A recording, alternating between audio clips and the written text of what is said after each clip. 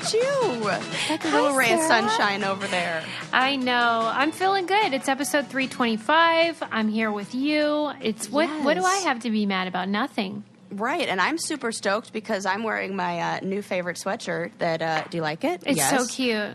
Tori Deal, this is one of hers from her line. No way. Yeah, I loved it. I treated line? Yeah, she's got, her and Jordan's doing all the clothes stuff, and she's got the cutest. It's called Sweethearts, Suihearts. They have an online store and they do clothing. And this is not an ad. This is just me really liking her stuff. And there's this sweatshirt that said, "Fate is in your own hands." And I was like, that is so perfect with my theory of change that I use in therapy about how everybody is the master of their own destiny. And so when I finished school, I was like, I'm going to treat myself to this adorable sweatshirt because it has. Aww. And now that I get to wear comfy clothes instead of office clothes all the time, bring them on. Right? There's nothing like a good hoodie, I got to say. Oh, I love it. A little cropped action. It's just the best. Oh, I love her too. Me too. And I was anything to just, support my girl. Kind of speaking of your graduation, I wanted to surprise you with something, and I just actually got an email saying it's not going to work out, and I'm sad. Oh. I was determined to get an interview and a signed something from Robert Sapolsky for you. Oh my God. And I was just the fact that you even thought about it is enough. But I thought, well, he'll do at least autograph a book for me or write a note or whatever. And then I was also want to come on our show? And then I didn't hear back. So then yesterday I wrote him again. And then he just wrote back and said, "Thanks for writing and forgive me for my slow response. I'd normally be happy to help with both a note and an interview, but I'm seriously swamped these days and just can't. Please send my congratulations to your friend on her graduation." Oh my God! He's congratulating me. That counts. Oh, I'm about to cry right now thinking that he even is in some way thinking about me. And I probably would have had a complete meltdown had I actually opened up. So better. If he had said yes, I definitely would have given you warning. I wouldn't have just had him call in or anything. I'm having heart palpitations as we speak, thinking God. I'm I would not know. I'm already getting tongue-tied. Sarah. So silly. I just feel so mad. I really thought it would work out. Thank you so much. That's so sweet. Gosh darn it. Now I'll have to try for Jeff Goldblum. What if he's yeah, sure, no problem. Yeah, right. That's what's weird is it's always been like that for me where the person that you think is a shoo-in will say no and then someone crazy will say yes. So you never know. Never know. Well, I had a crazy dream last night that you and I went to a beat it was a concert. I don't know who it was, but somehow there was an empty seat next to us, and Paul McCartney came and sat down right next to us. Oh my God! And was Sarah. Super casual about it, and everybody else was freaking out. And then somebody next to us, in a row in front of us, turned on their camera, turned on their phone, and he got upset, and he was that light from that phone is really oh my God, bothering the performer. Please be respectful and turn it off. And I was oh God, definitely don't. Yes, I dreamt that Paul McCartney was telling somebody to please be respectful, but also sitting next to us. I'm putting this on my vision board because yes, do it. I mean, maybe that was a what is it, prophetic dream? Yeah, prophetizing me, my dream. Oh, yeah, I hope so. Yeah. Gosh, I love him so much. Right? And he's visiting us in our dreams. And you know what's cool is that he would be totally cool and chilled out and just whatevs. I don't know how he has managed to remain so normal over time, but he is so normal. Yeah, it does seem like that. Maybe because he always has one woman in his life. He's not partying and doing crazy stuff. He always was settled. There's some balance there. I love him. That's all I know. Yeah. Oh, swoon. I read this story that we have to talk about. Yes. First, though, I'll talk about how great my teeth are.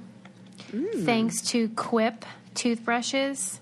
Yes. I went to the dentist yesterday. I did a tweet about it. I was saying how why, you know how Priuses are basically silent now? Yeah. Why can't we apply that same technology to dental tools? Why does it have to be like... As soon as I walked in the dentist, I was like, oh, that sound.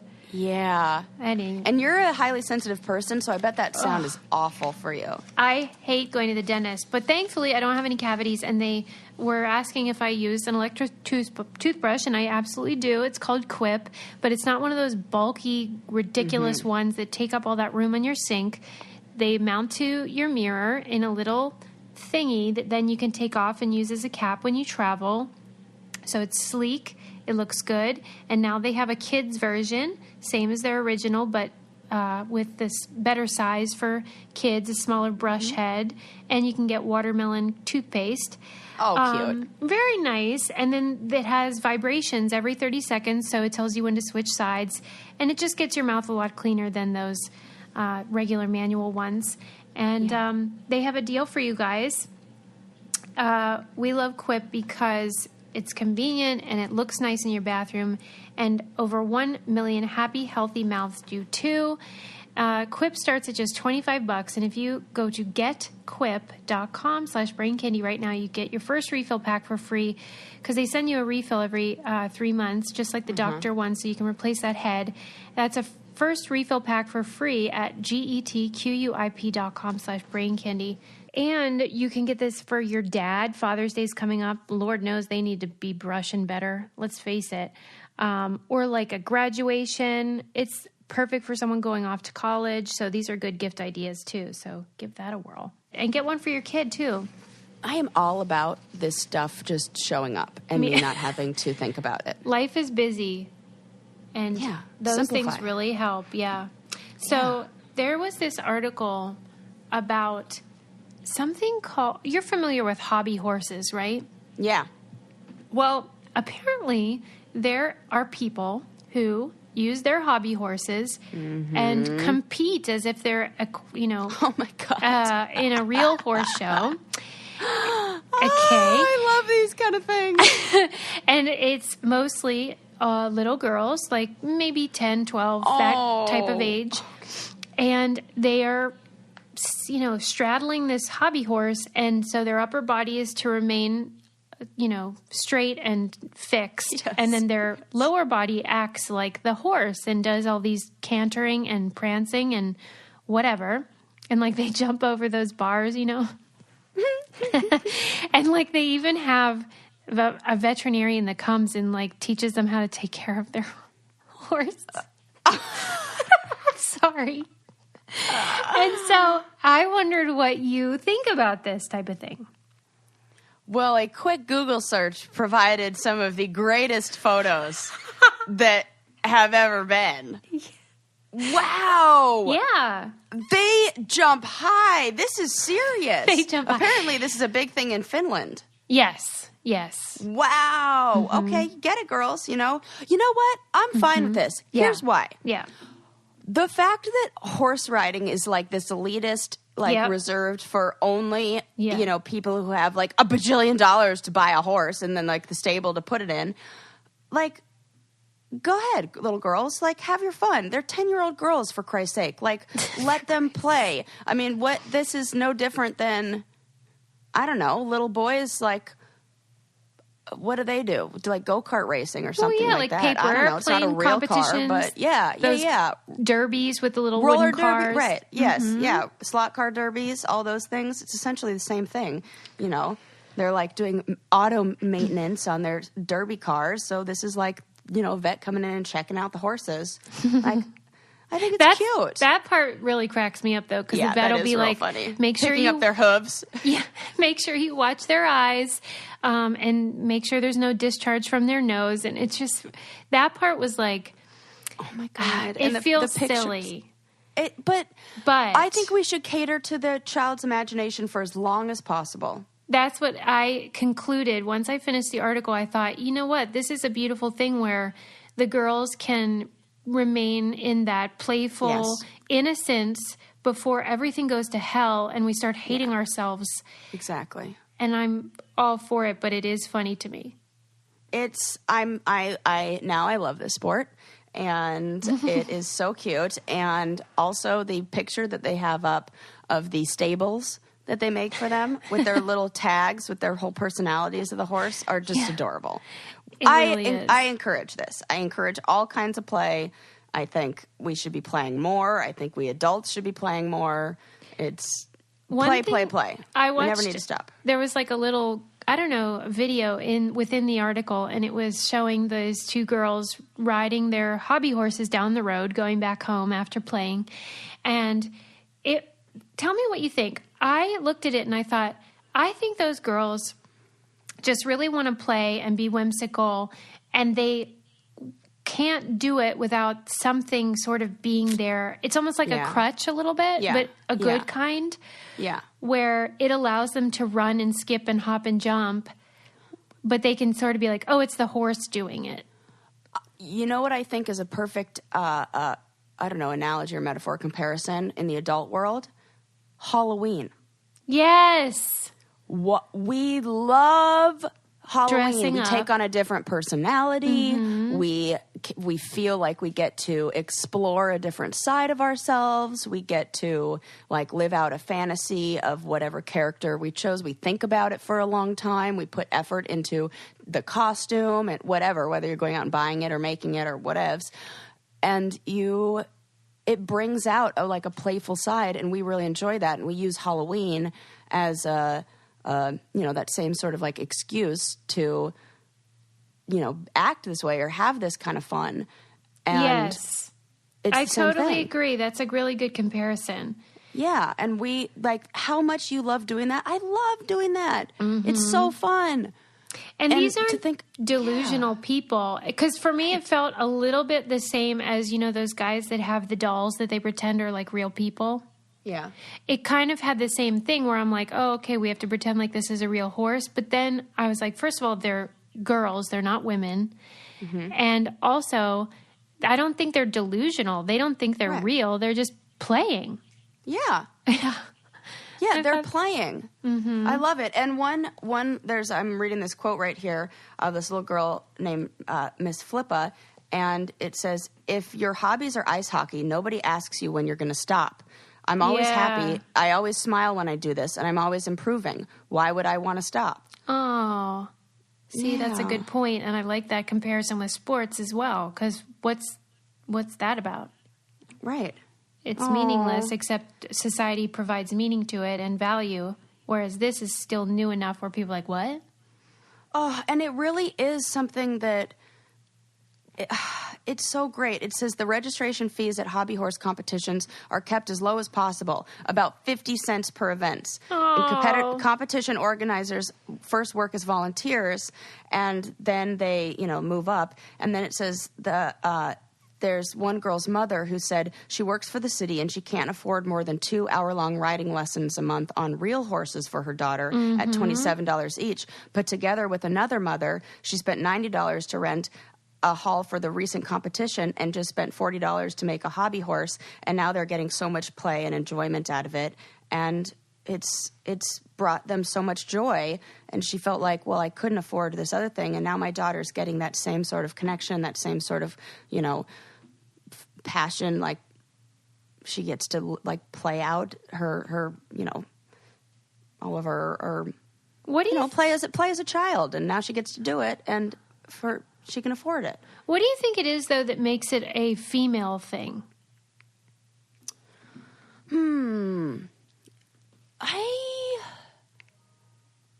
I don't know. I think with horses in general, there's something about it. I think it caters to female traits. Anatomy?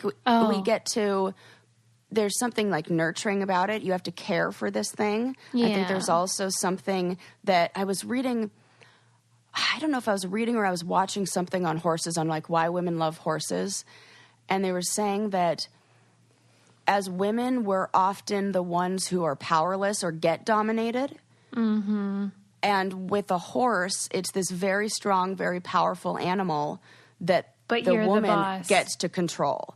And that power feels really good. And there aren't very many opportunities where women get to really like take the reins, for, pun intended, and feel like they have control over something that is very powerful. And that was like the draw. And obviously this is a little different because they're not, real horses, but that's still like nurturing. You get to like care for it and brush its mane and braid its tail, but also ride it. And, it's a community and there's like cute outfits, I like all that stuff. Yeah, that's true. I'm into it. Yeah. I mean, my dad tried to buy my love when I was younger with horse riding lessons. I want someone to buy my love. Dressage and all the English riding, and I was in it for the shoes and the hat. Did you take any pictures of that time? Oh, none that are still around. Oh, man. I definitely did, but they would be in like my dad's collection, and I don't know where that is. Found out later he was just sleeping with one of the stable, like one of the people who worked there, so that's why I got lessons. Could one of the Brainiacs please Photoshop a picture of Sarah in riding gear, please? Yeah, please. Thank you. Please and thank you. Please and thank you. But regardless of all of that, Sarah told me that she received a package the other day just in the nick of time from Lola. Yes. What are the chances? Right. Well, I guess maybe the chances are good because they like know when to send it. But the day my period started, the box of tampons arrived. And I was so happy because I had guests over and they had purchased, like the regular tampons you buy at the store that God knows what's in them. And I'm like scared to put them inside me now because I know things. Yeah. And I like didn't want to use those, but the box was there under the sink. And I was like, oh gosh, I'm going to have to use those. Then the Lola package shows up and I open it up and I'm like, whew. I get to put the good stuff in my vagina now. Right. Lola is a subscription service that sends you your feminine products that you need right on time, right when you need them. But even better than that is that they're 100% natural and easy to feel good about. So there's no BS, no mystery fibers or what the heck's going in your body. Bleach, come right? on. Because no, thank you. Those things aren't required to be reported by the FDA. So like, companies Which is insane. It really is. Patriarchy. I mean, what? It's so dumb. But Lola makes it easier because they tell you what's in there, and it's 100% organic cotton, no chemicals, fragrances, synthetics, or dyes. And it's easy because it's customizable subscription, as we said, that comes right to your door, founded by women for women.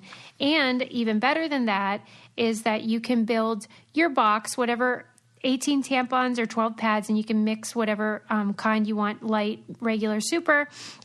And you can cancel, skip, or modify your subscription anytime. They have a deal for you for 40% off all subscriptions. Visit mylola.com and enter BrainCandy40 when you subscribe. Again, that's 40% off all subscriptions. Visit mylola.com and enter BrainCandy40 when you subscribe. That way you or your partner don't have to go to the store and hustle and get the products you need. You already have them. This would have really helped Sally Ride on her journey up to space. She would have been like, 18 is good, not 100. I tell everybody that story, and the reactions are so funny.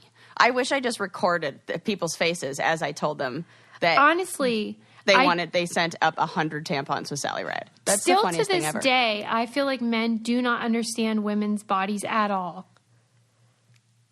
Like, even though that was a long time ago, I can't believe today the things I hear where I'm like, wait, you don't understand that the pee hole is not the same. Like the sex hole, they're all different, people. Oh my gosh, it's so funny. I was cracking up at the Amy Schumer special when she did that bit about when you're about to bang doggy style and the guy just sort of sits back there and like waits for you to turn your body into a kickstand and reach back and like guide it in. Like, you have a better view, mister. You can manage this. It's like the one Sometimes time. I think they just like the struggle, to watch a struggle. I feel like it's because they don't really know where to put it. Oh, that might be the case. There's There's confusion. Yeah. But it is funny all the same. Okay, did you see the article that was sent to us by Joanna about when you hear financial advice for women and how it's often like, don't buy that latte, save the money and you'll get rich. and how the author was arguing that it's sexist and that nobody's asking men to not buy their, $5 whatever, and that latte has gendered undertones. Yeah, it does. That it's frivolous and yep. Oh God. Whatever. Yep.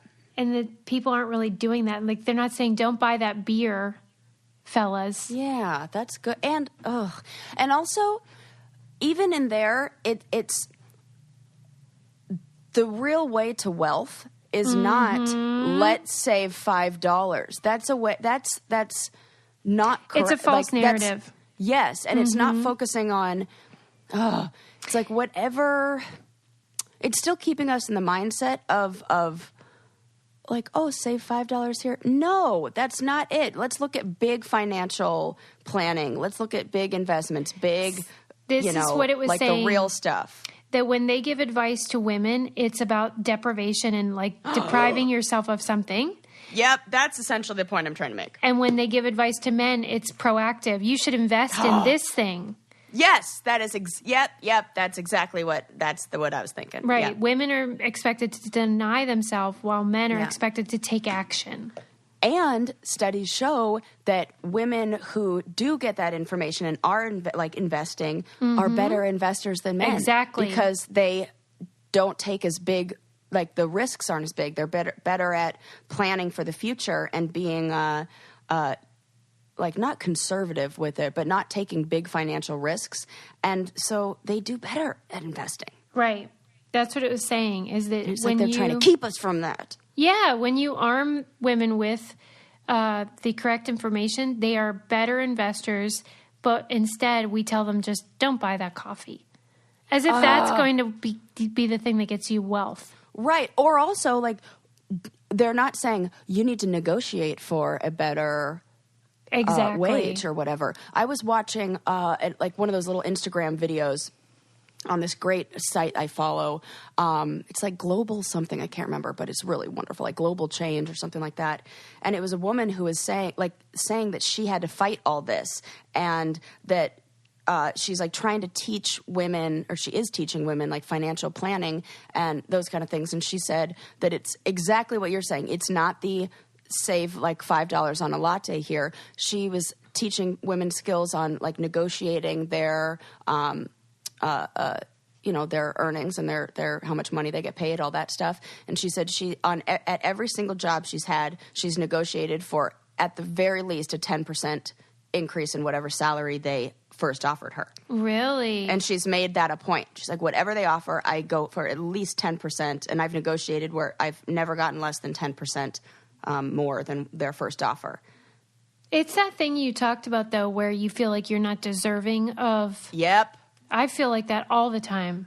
Yep. And we need to stop that. Yeah, it's the wrong mindset. But it's a hard habit to break, because if you, for whatever reason, believe that you would be lucky to have whatever job it is, then you think you can't ask for more than they're offering or what you deserve.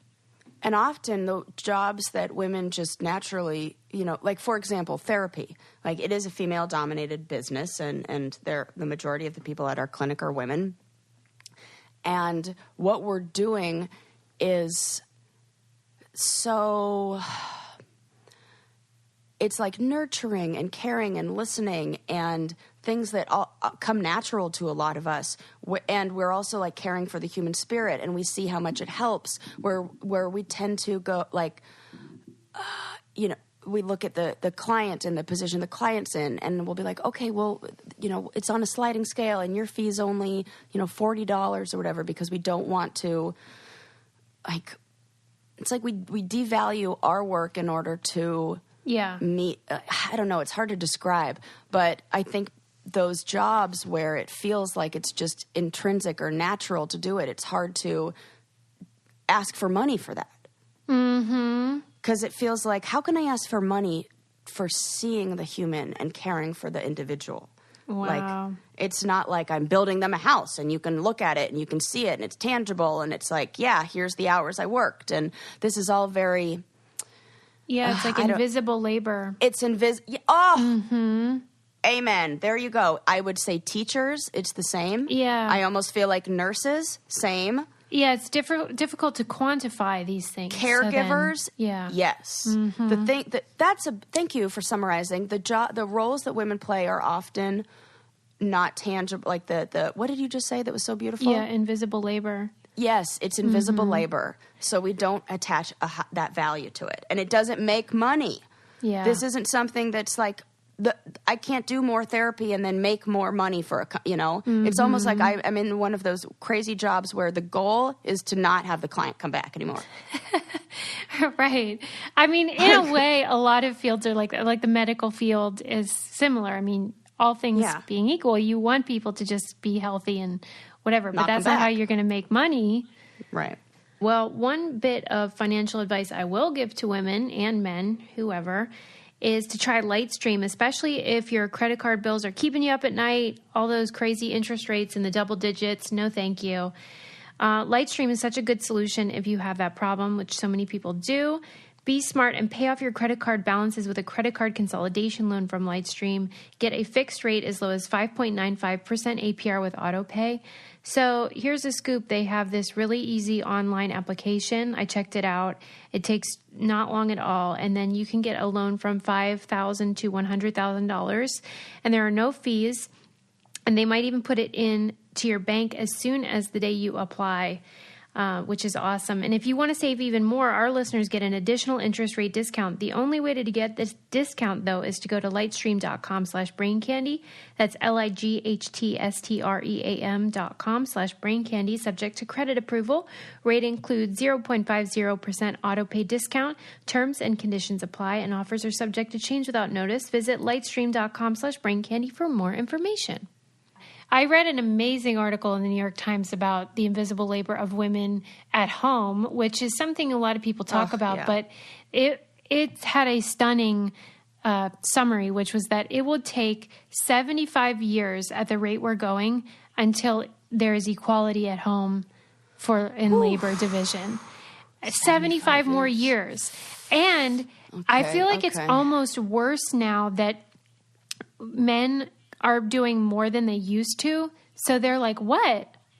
But it's still so far from being even. And a lot of it in the article was describing how they just don't care. Like, it doesn't matter to them if their kids are like late for school or don't turn in their homework or whatever it is. So the women know that if they don't do it, if they don't care, it just won't get done. Right. I think this is one of those, the big picture versus small everyday things again, where it's like the men looking at what is their job. I'll take my husband, for example. We had to have like a negotiation of role, like chores and roles and things like that in the house, especially when I'm real busy at grad school.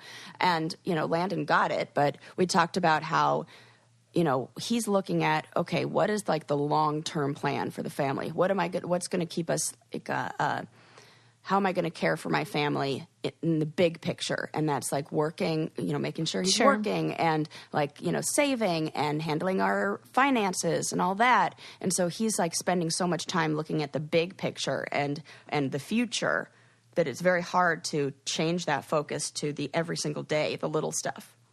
True. Many of them, however, enjoy doing that. Oh, good point. And I think they like to think we enjoy doing all the excellent bullshit. Excellent point. And I would like to say, I do not enjoy it. This is what I go through.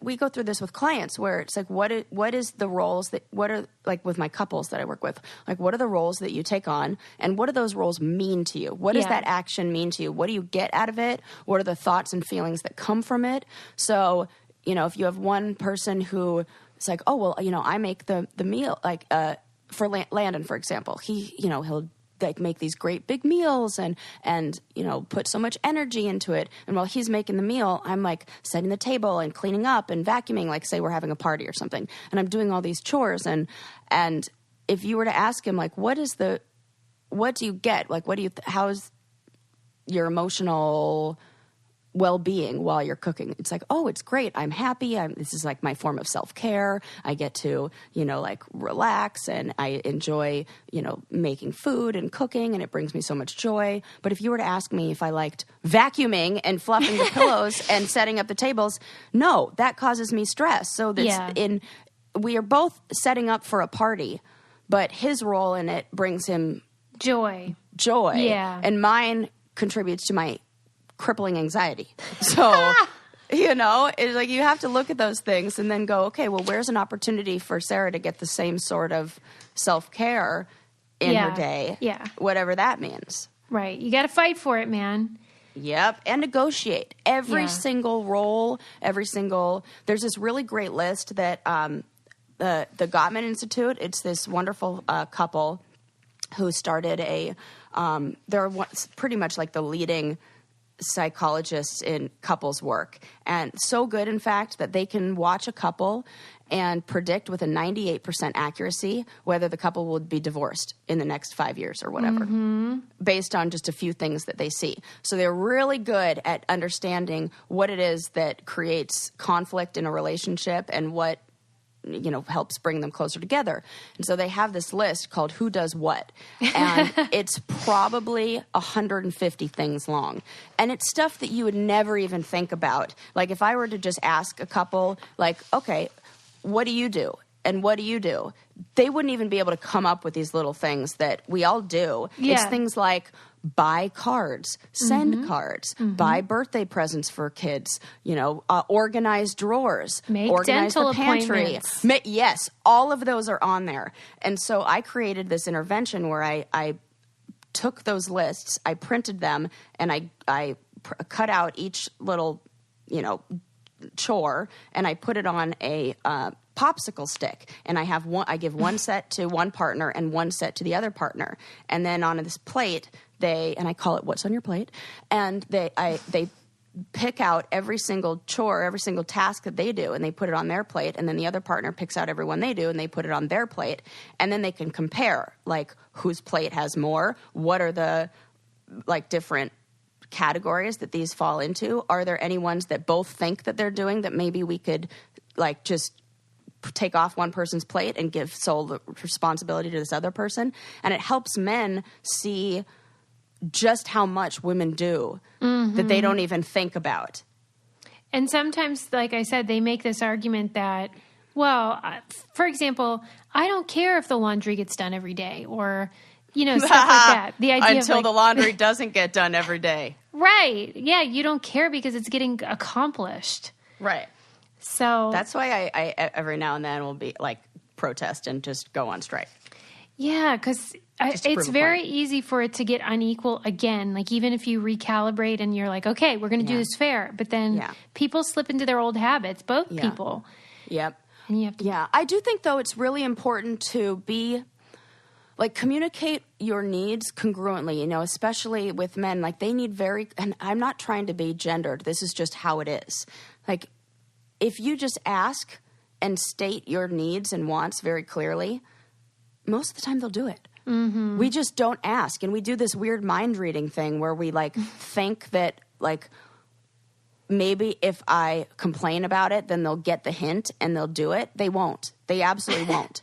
But if you say, hey, I'm not able to do the laundry right now because I need to take care of X, Y, and Z, and I'm feeling really overwhelmed. Can you please fold the laundry? Or I need you to fold the laundry. Don't even say, can you please? I need you to fold the laundry. They'll be like, yeah, sure, I'll do it. Mm-hmm. I'm not kidding. It works. Like, you just have to communicate congruently. What are you feeling? What is going on your plate? And just like we were talking the other episode about how to ask for what you want in a very direct way, and speak in that like style of language that they will respond to. And it really works. Like, ask for what you need directly. And don't try to do that like, oh, I know, maybe if I angrily fold the laundry, they'll notice that I'm upset, and then they'll say, oh, honey, can I help you?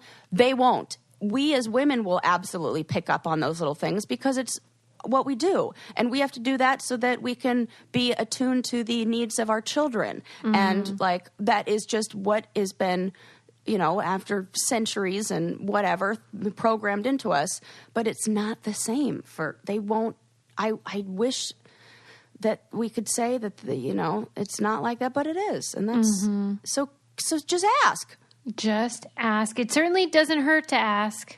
Right. And then based on whatever answer, then that is something else you can negotiate, and talk about, if you don't get the response that you'd like.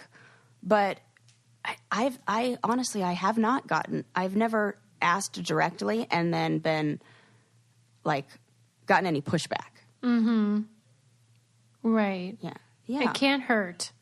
And you're really good at that with Adam. You ask very directly what you need, and he's jumps to it, and it's great. Poor Adam. But I noticed that you don't you don't skirt around. You don't it's just Adam, I need you to do this. He's like, okay, I'll do it. And we should all be like that. It works. I should start saying more things. Right. Me too. I should make that list longer. I'm you just have to ask, and they want to do it.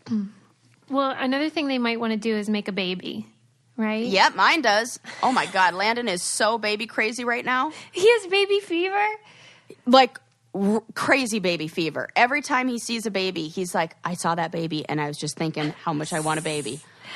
Does he just love kids?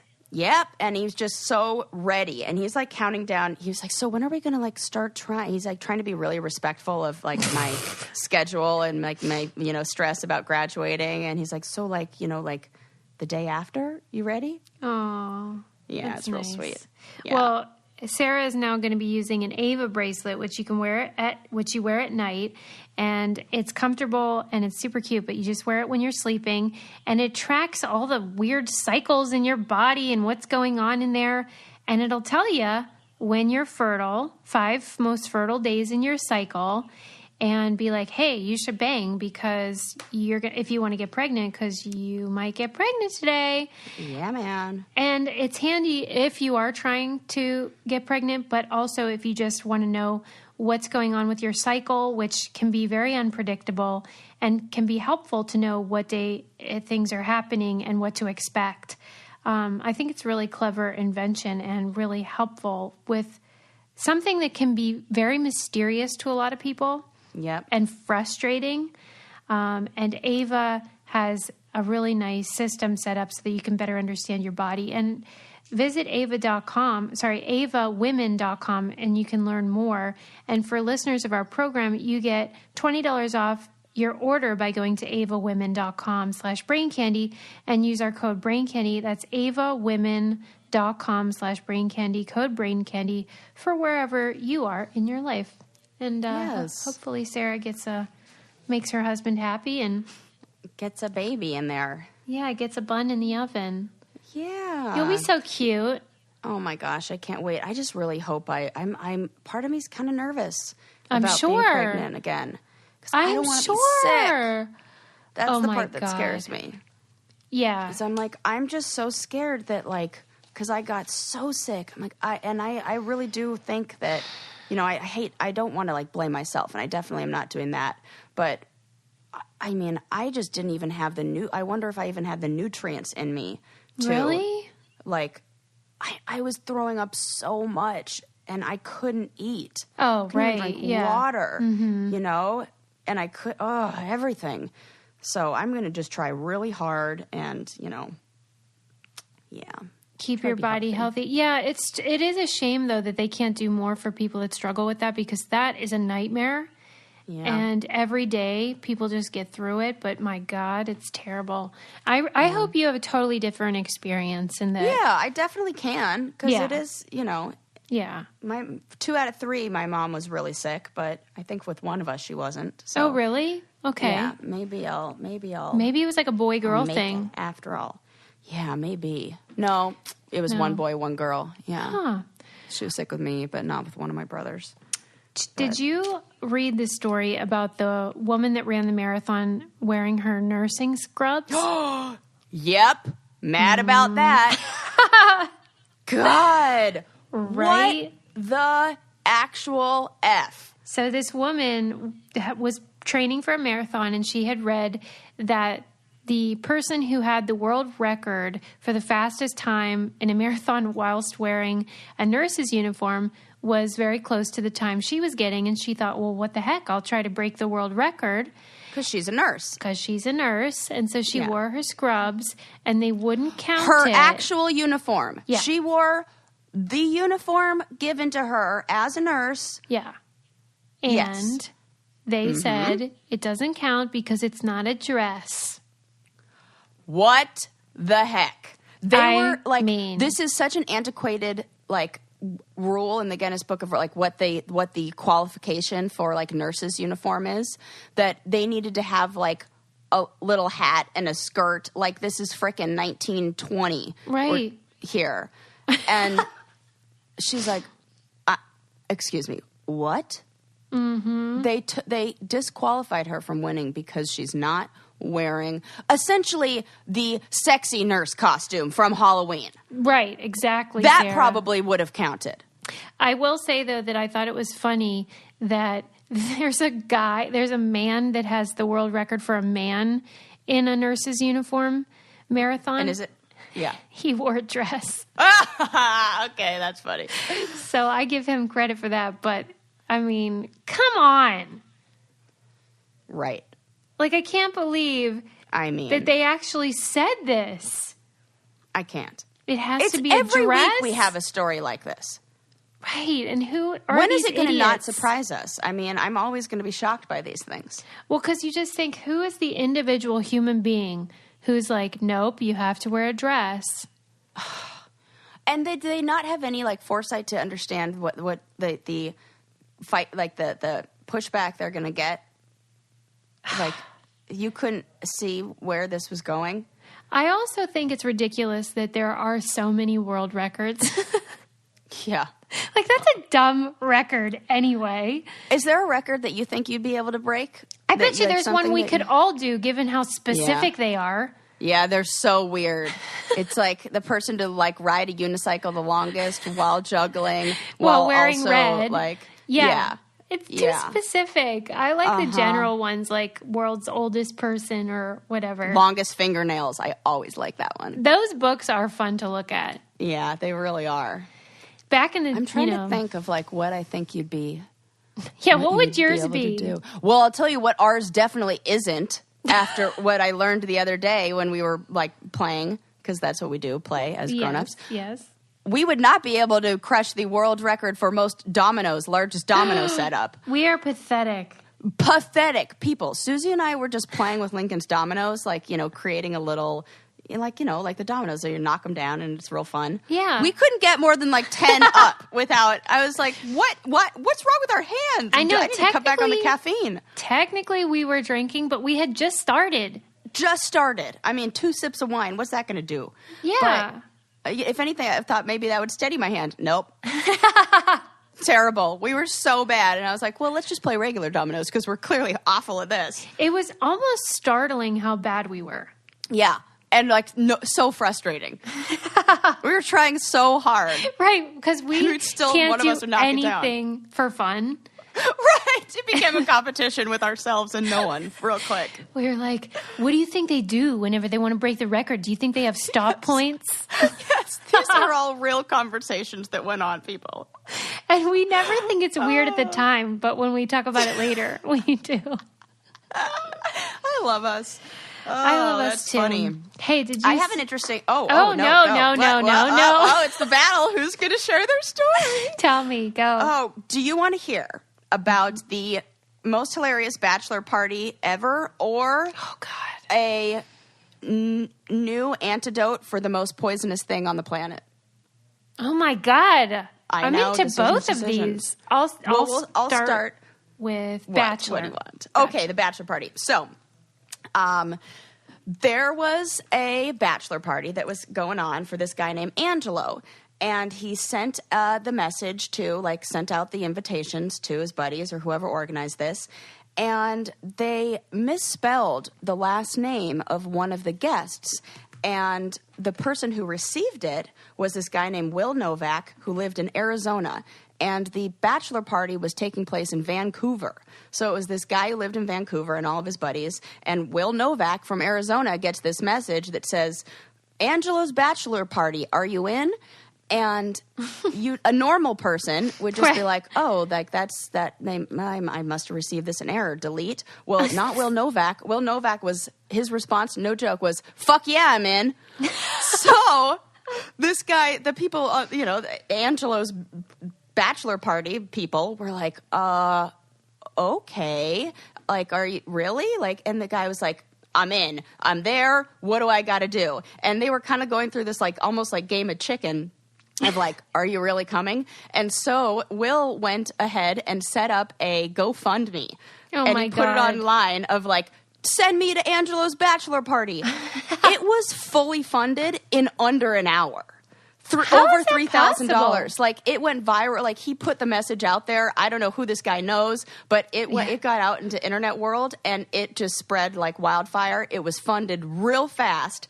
And it gets better after that. So then the bachelor party was like, let's make sure this guy isn't a murderer. So they asked for a picture. They're like, hey, can you send us a picture of you? So what picture does Will Novak send? A picture of him doing karate when he was 10 years old, which is like the cutest thing.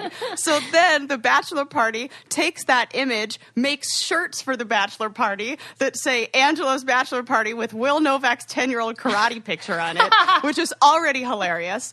So then like this story like gets out, and I like now that it's gone viral, and now people in Vancouver are aware that this is happening. They're like people are involved. So they show up at the airport like Will Novak, who has his trip fully funded, shows up at the airport, and at the airport, a local brewery in Vancouver heard about this story and showed up at the airport with kegs of beer and tons of free beer for their bachelor party. Then a local car dealership donates a Maserati for them to ride around in during the trip. Oh like, my it God. was so great. It just kept getting better and better and better. And this bachelor party turned into like the most awesome bachelor party ever. And they were like, and then there's this quote in the article I read that was like, it was the best party. Nobody got arrested. Nobody, like, nothing bad happened. But the sad part is the real Will Novak ended up like twisting an ankle or something, jumping off of the table or like something like that. That was like the only bad thing that happened. But it was just so great how this one guy's answer, like responding to the wrong email, turned into the best bachelor party ever. Wow. With all these fun treats, like everything great just kept happening. They had such a good time, and maybe we should all be more like Will. Yeah, for sure. And just be like, let's make some human connection wherever possible. I am all for that, and I do try to be like that. However, are they all friends now? I think so. They have to be, right? They have to be. And the pictures are hilarious. Like, they went skiing. They all went skiing together, but in those, like, funny 80s, like, vintage ski outfits. God, So they're these all, like, people these are hot pink soulmates. neon. Soulmates. It's so cool. It's so great that they met. And it's so, like, the bachelor party just kept getting, like, local businesses wanted to hook them up. And so, Will Novak, uninvited, but comes with free beer and Maseratis, and They certainly need to invite Will to their wedding, too. good point. Yes. I bet they did. The shirt's my favorite part. Like, you should see, it's like this little blonde boy with his white belt or something in the karate pose. Is Will Novak single? He should come on the show. Oh, right? It's such a great story. Man, I love Will Novak. Yeah, that was another one from the Good News Network. You know what? Another thing that's good news is getting your gut right and getting all your tummy, like, perfect and happy. You might need that after a bachelor party, too. Yeah, after you have some of those kegs, you might need some modbiotics, which are the things that kill off those gut bugs that make you sick and give you bad skin and make you feel like garbage. All diseases begin in the gut. Hippocrates told us that, so he knew something.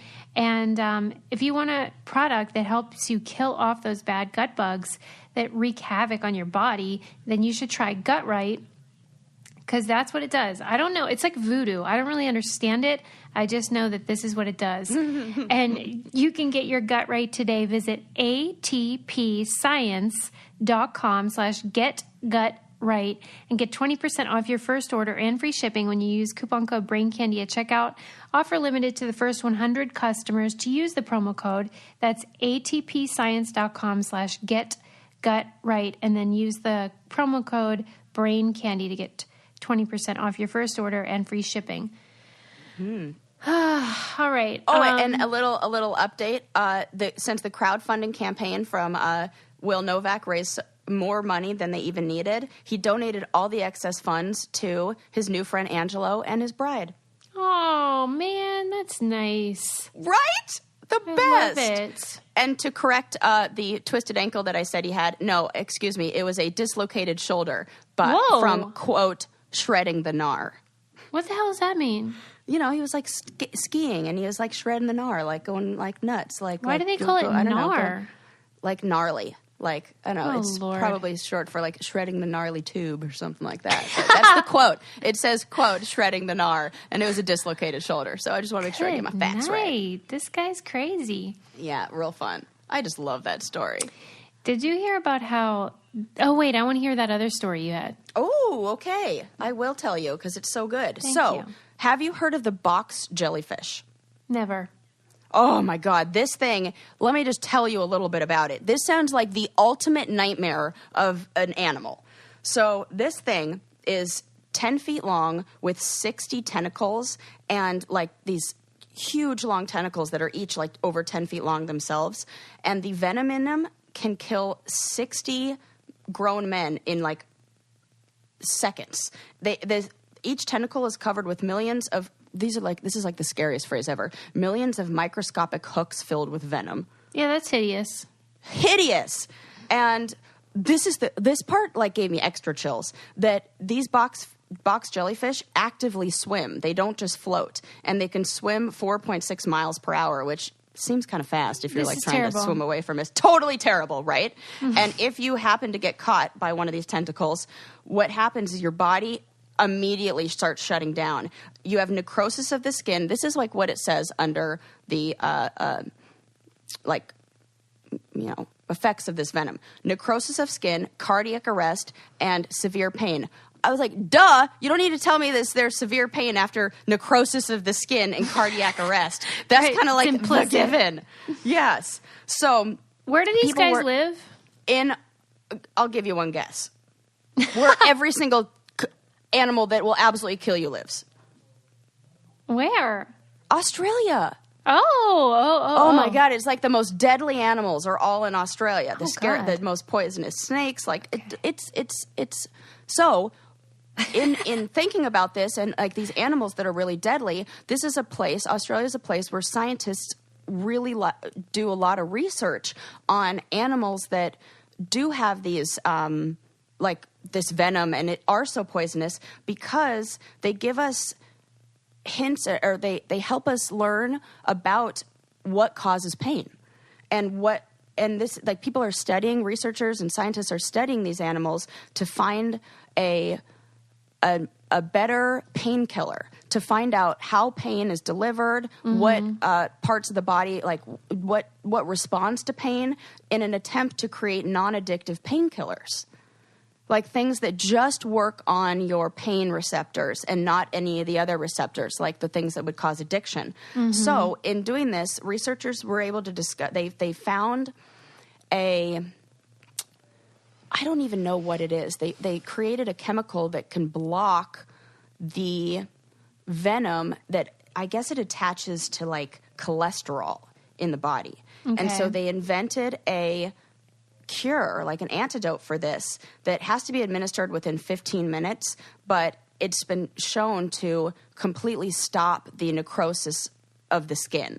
So it prevents this venom from attaching to the cholesterol in the cells, and by preventing that, it stops the necrosis. They still aren't sure if it'll stop the cardiac arrest part, but at least they are already starting to be able to find this cure for this, and by isolating whatever this is, they're able to, like, I don't know, put it in other medications to work as a painkiller.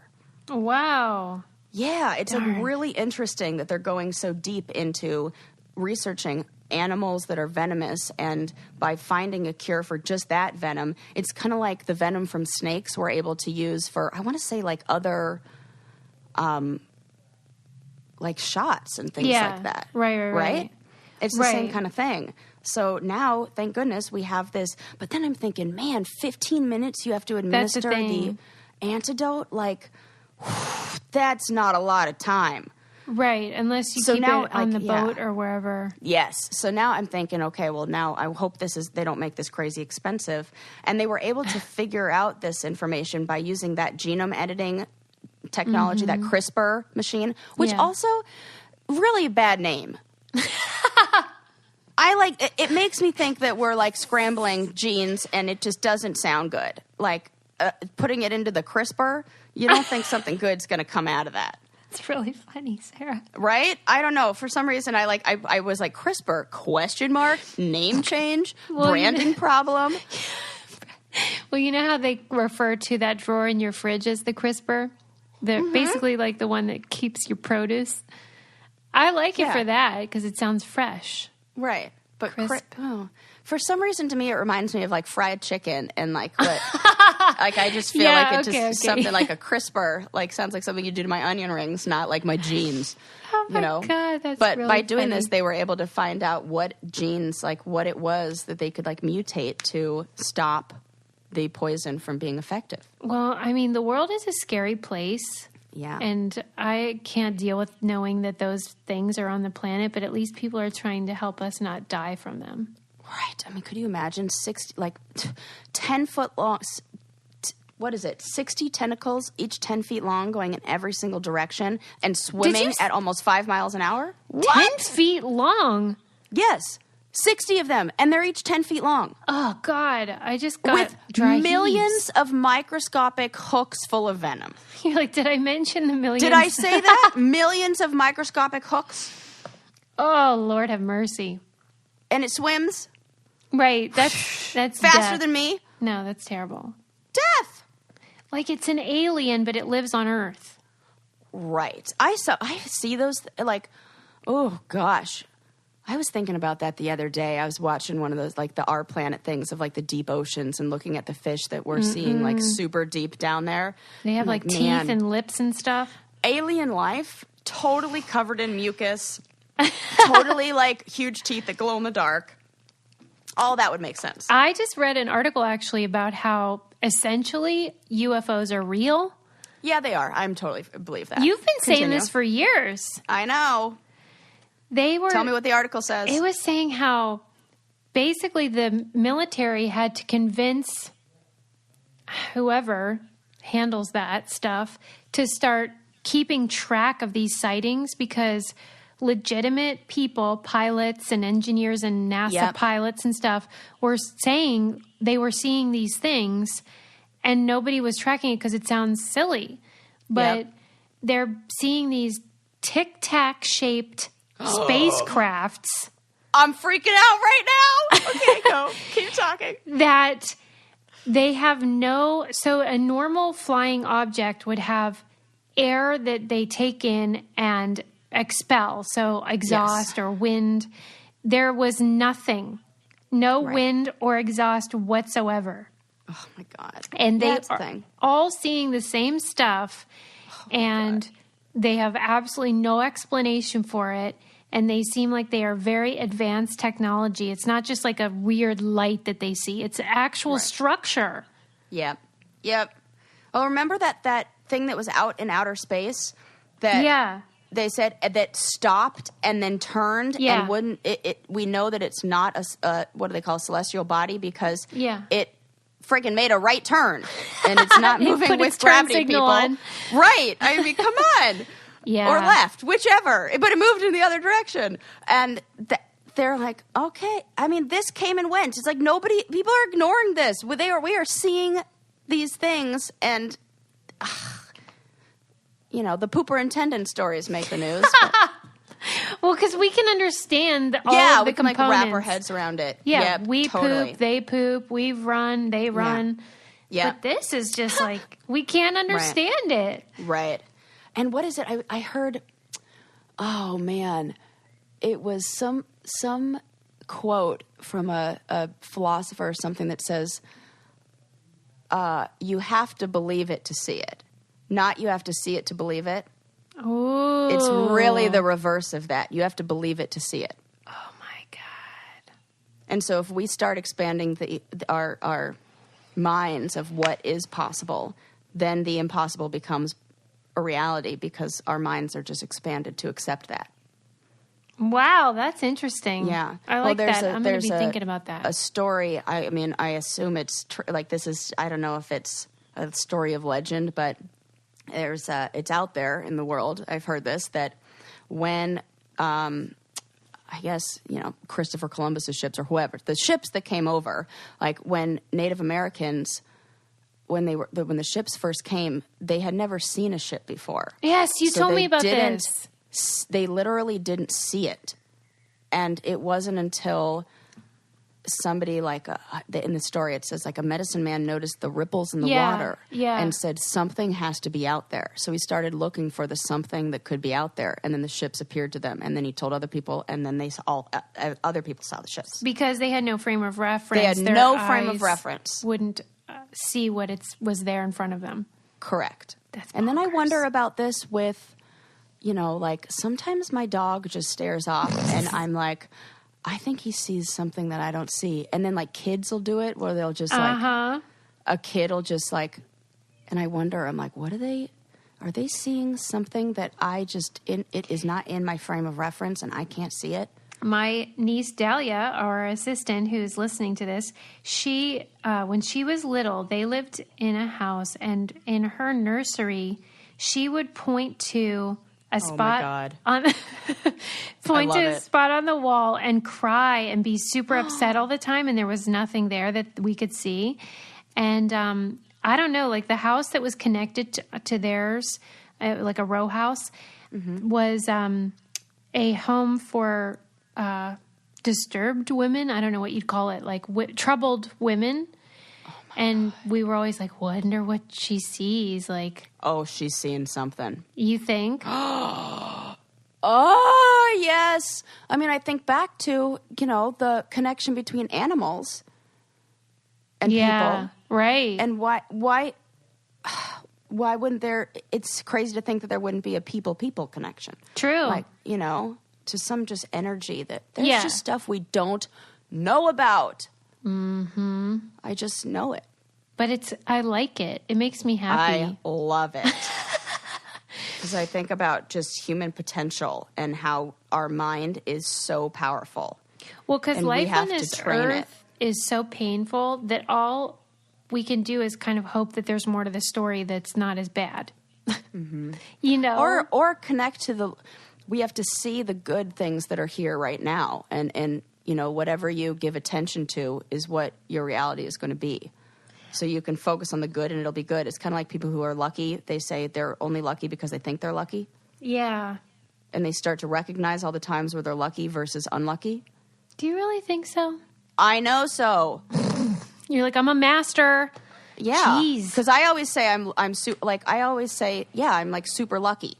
And lucky things happen to me, but that's because I ignore the times where, I can't find the parking space. And the times where I, get the front row, I'm like, see, it's because I'm lucky. Huh. I don't know how you see that when the glass is clearly half empty, Sarah. Oh, my God. It's overflowing, Sis. It kills you. It's overflowing. All right. Well, leave us a 5-star review, everybody. We got to go. We got things to do around here. Yeah, man. We got, dominoes to play. Dominoes to play, wine to drink. We're on it. Yep. Let's do it. Doing the Lord's work. We'll see you next Until time. next time. Bye.